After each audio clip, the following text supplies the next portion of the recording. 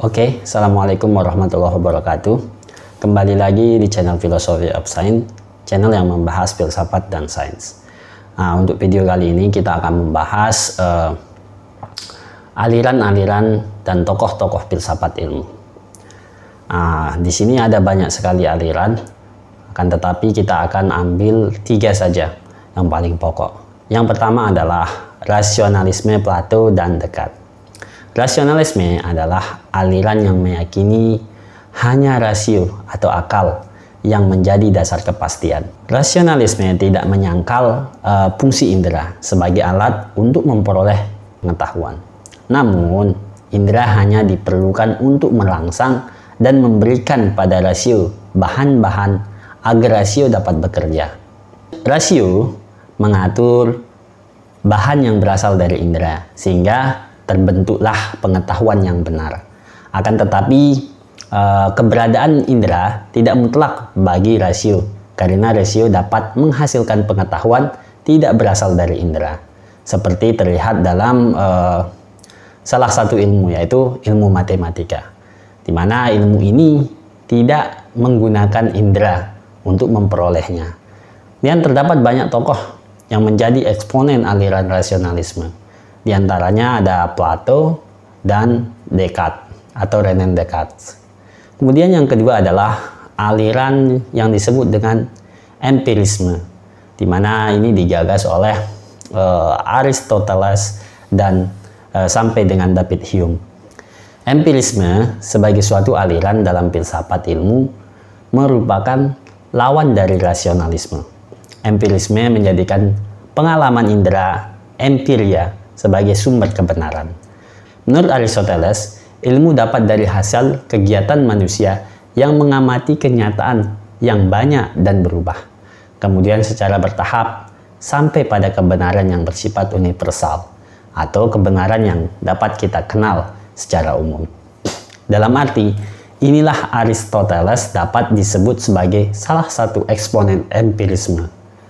Malah pada tahap awalnya, di kemudian hari muncul pemikir bernama Francis Bacon yang memperkenalkan cara kerja induksi untuk memperoleh ilmu. Kemudian ada juga John Locke dengan bukunya Easy Concerning Human Understanding yang ditulis berdasarkan premis bahwa semua pengetahuan berasal dari pengalaman. Dianggap sebagai tokoh utama empirisme pada era modern. Tokoh lain di kalangan empirisme adalah filosof Inggris yang bernama David Hume. Ia seorang penganut empiris yang sangat radikal. Bukan saja karena ia menekankan pengalaman indera sebagai dasar dari semua pengetahuan, melainkan ia juga menolak adanya kausalitas, hukum sebab akibat yang diterangkan akal. Kemudian aliran yang terakhir adalah positivisme Comte dan neopositivisme serta perlawanan Popper. Positivisme merupakan suatu aliran filsafat yang dibangun oleh Auguste Comte. Intinya, positivisme ingin membersihkan ilmu dari spekulasi-spekulasi yang tidak dapat dibuktikan secara positif. Comte ingin mengembangkan ilmu dengan melakukan percobaan atau eksperimen terhadap bahan faktual yang terdapat dalam kenyataan empirik, bukan dengan jalan menyusun spekulasi-spekulasi rasional yang tidak dapat dibuktikan secara positif lewat eksperimen. Bagi Comte, positivisme merupakan akhir atau puncak dalam perkembangan pemikiran manusia. Comte membagi perkembangan pemikiran manusia dalam 3 tahap.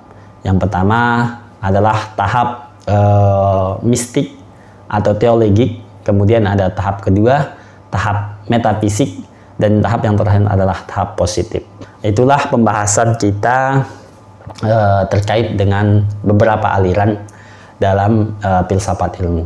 Jika ada pertanyaan ataupun masukan, dapat dituliskan di kolom komentar. Sekian, Assalamualaikum warahmatullahi wabarakatuh, and see you later.